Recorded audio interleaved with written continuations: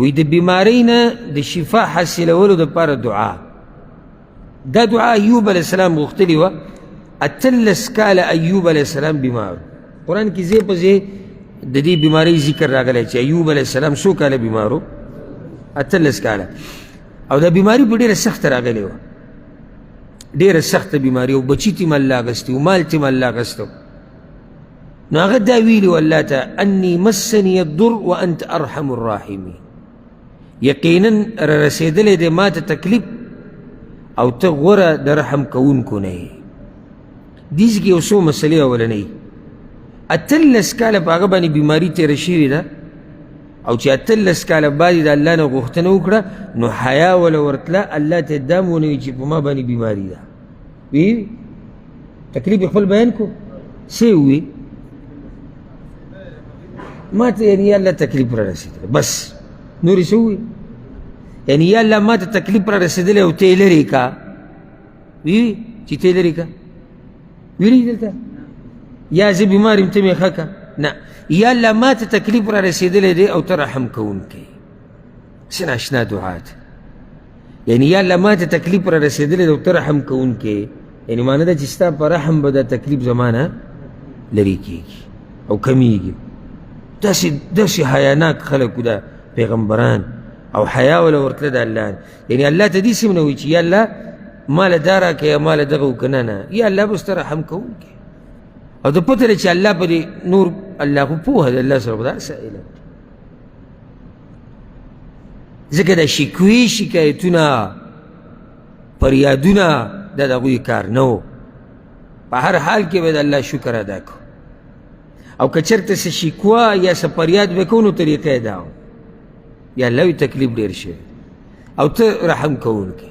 نو که چېرته یو بیمار دقې شان الله ته ووایي چې یا الله تکلیف را رسېدلی دی ما ته وانت ارحم الراحمین، او ته غوره د رحم کوونکو نه، نو امید دی چې الله به د هغه د تکلیف د هغه نه لرې کړي. هر قسمه تکلیف دا الضر چې دی که نه، الضر دا په عربي کې تکلیف ته وایي. نو چې څه تکلیف هم تا ته در رسېدلی او ته دا ووایي چې یا الله ما ته تکلیف را رسېدلی انی مسنی الضر وانت ارحم الراحمین، او ته غوره یې د رحم کوونکو نه، ستا په شان رحم څوک نشي کوی، نو الله به راته هغه مشکل اسان کړي، هغه تکلیف به درنه الله لرې کړي.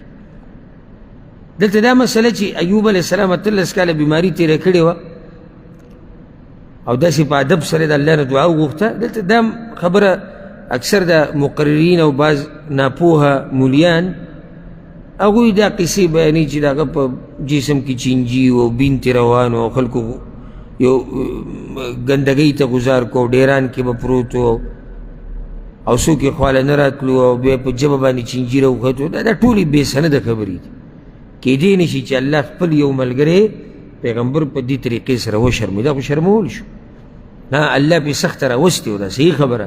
بیمار و دا هم صحیح خبره، خو داسې بیمار نه و چې قوم ډیران ته ګزار کړی و، او داسې بیمار نه و چې د هغه نه ګندګي روانه و، او داسې بیمار نه و چې د هغه یعنی ټول جسم یې په چینجو کې ډک و او یو چینجی اخره کې څه ته راوختو ژبې ته. هغه وایي چې یا الله ژبه نه، ځکه چې په دې زه تا یادو. او یو ورځ یو چینجی یې کته ولیدو د دې بدن نه، وی بیا یې راواخېستو په بدن یې کېښه، وایي چې دلته د رزق دی. دا قسمه قصې ده قصه ګو صاحبان بیانوي او لاندې ورته ناست جاړي، لاندې ورته ناست څه کوي جاړي، خوشحاله. لکه نن مې یو د یو سیب بیان کتو، مخې له مې راغی سحر کې، تعجب مې کوه، او دا پکې لکه غټ مولا دی. وایي چې دی نه د دې شیطانانو یوه ښځه د هغې سره نکاح کوي، د هغې نه بچي راوړي، او کله داسې هم کوي چې د ځان نه بچي راوړي او د خپله لکۍ ځان کې ومنډي. او داسې نه چې یو بچی یا دوه راوړي، په یو ځای باندې 2 کروړه 2.5 کروړه مسله مې یاده کړې ده، روغه مسله چېرته یاده نه کوي. په یو ټیم باندې وایي 2.5 کروړه بچي راوړي، خپله لکۍ وي ځان کې ومنډي، او د عورت یې په دې ورون کې دی، ورون کې په دې پتون کې دی. او دغه ځای کې لکۍ ور ومنډي او 2.5 کروړه بچي دا په یو ځای راوړي. لاندې ناس دې سوچ کې نه دي چې یعنې مولوي صاحب غلطه خبره وکړه، نه، سوچ دا دی چې آخر دې مولوي صاحب دا علم را پیدا کړی د کوم ځای نه دا دومره جوور علم چې دته د پیریانو هغه دقایق او هغه رازونه او هغه خبرې هغه ورته معلومې دي چې دی دا بچي څنګه راوړي او دې ټول یو ښځه ده د هغې نه بچي راوړي. نو خو یوه ده او پیریان ډېر دي، نو بیا کله داسې وکړي چې د ځان نه یې راوړي. دې قصه ګو مولیانو زمونږ دا معاشره ټوله ورانه کړې ده. او امام مالک رحمه الله به وي، امام مالک وی د پیغمبر په دې جومات کې، د پیغمبر په جومات کې که په یو ګوټ کې اور ولګي که نه اور لکه د سشي د لاسه اور ولګي او بل طرف ته ګوټ کې یو ملا ناست قصه بیانوي د دروغو، وی دا اور مې د دې ملا نه خوښ دی. اور به څه نقصان وکړي؟ چټایي به وسوځي، قالین به وسوځي، رنګ به خراب شي، بیا به یې صحیح کړو که نه.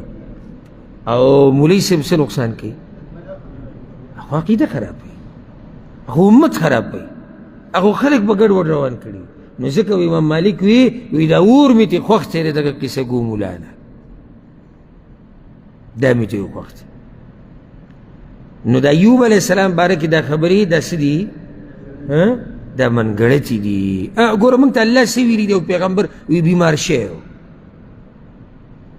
18 کاله بیمار و، بس مقصدي خبره دا و بیمار و، بیا سوال وکړو، هغه سوال هم الله ذکر کو، بیا ول الله روغ صحت ورکو، هغه بچي وله ورکړو، مال یې وله ورکو. به دا مقصدي خبره ده که موږ پرې پوه شو که نه؟ به دا مقصدي خبره وه. نو دغه باقي تفاصیل دغې ته ضرورت هم نشته.